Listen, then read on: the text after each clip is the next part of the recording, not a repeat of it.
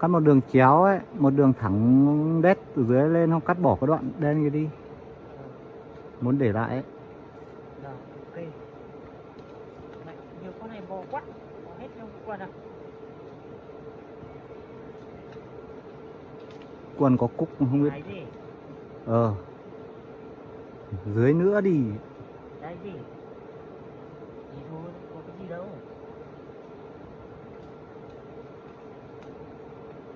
Cắt vào mật rồi à? Cái thằng này, Cắt ở đoạn dưới thôi. đang lấy cục nhị. Lấy cùng nhị à?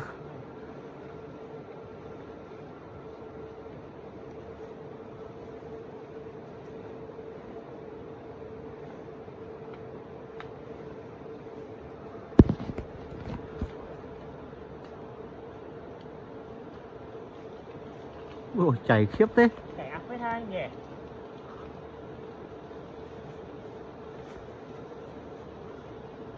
Ở trên một tí phấn nhá. Cũng còn một tí nữa à? Ở cái chỗ mỏng mỏng ấy. Không nhiều quá. Chỗ nào ấy? Chỗ nào? Không không. Nào, đây á? Cắt chéo chéo từ trên xuống.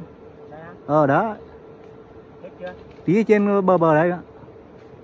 Ôi mạnh thế. Cắt thẳng lên, cắt. Đây á? Đó. Không có. Ôi hết rồi. Khói quá.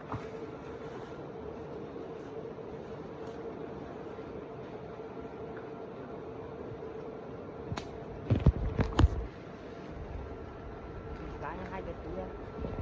Một cái.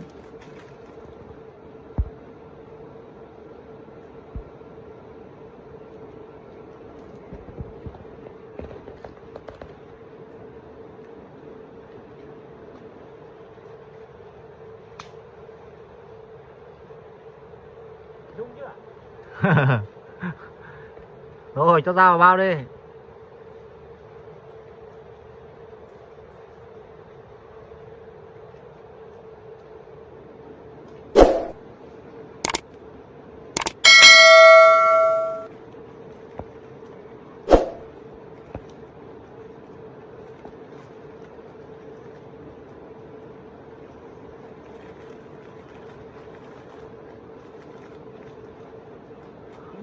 Kéo hết hai cái vành túi lên bên trên cây ấy, không có kéo được à?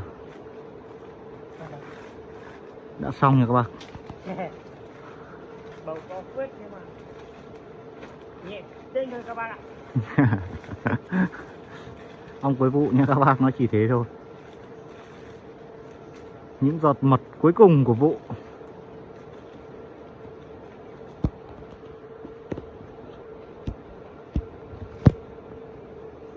Ngoáy mấy con sâu đi.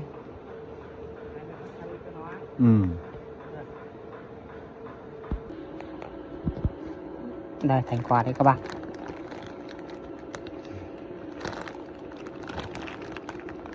Đầu này hết mật rồi. Nó ăn hết mật rồi.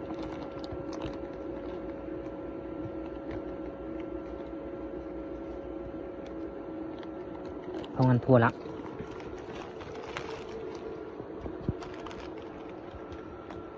Đây, tổ của nó vẫn ở trên này.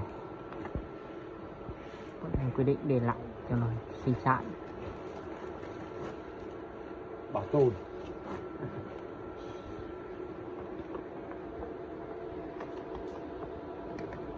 Khói vẫn nghi ngút.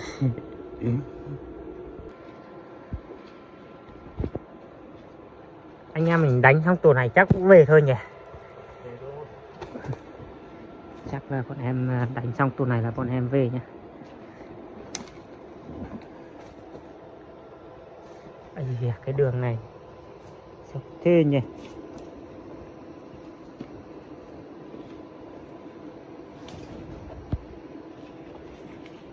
Lên nhanh xuống. Rất là hiểm.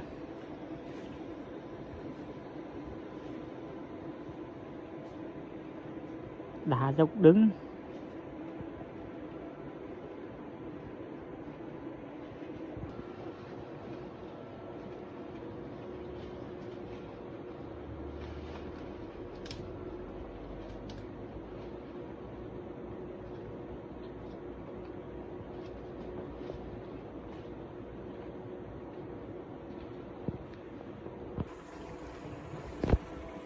Đây nha các bác nha, bọn em đã xuống đến dưới bằng rồi nhá.